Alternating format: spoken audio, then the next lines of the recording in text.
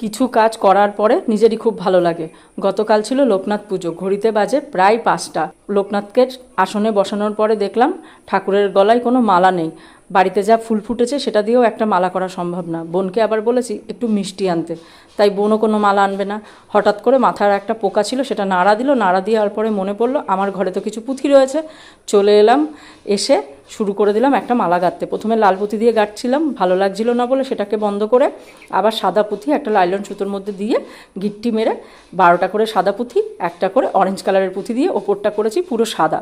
মালাটা কেমন হয়েছে অবশ্যই সকলে জানাবেন। আমার তো পরানোর পরে খুবই ভালো লাগছে। গাছের ফুল দিয়ে সাজিয়ে দিয়েছি ঠাকুরকে, ও সাথে মিষ্টি, আর উপরি পাওনা হিসাবে এবার এসেছে ঠাকুরের জন্য একটুখানি ফলও, লিচু আর আম, সেটাও বোন নিয়ে এসেছে। কোনোবার আমাদের বাড়িতে এত বড় মানে এইভাবে পুজো হয় না। অনেক আগে একবার বড় করে হয়েছিল, কিন্তু এতটুকু যে হবে এটাও বুঝতে পারিনি। ঠাকুরের ইচ্ছা ছিল, তাই ঠাকুর নিজের কাজ নিজেই করে নিয়েছে। খুব ভালো লাগছে।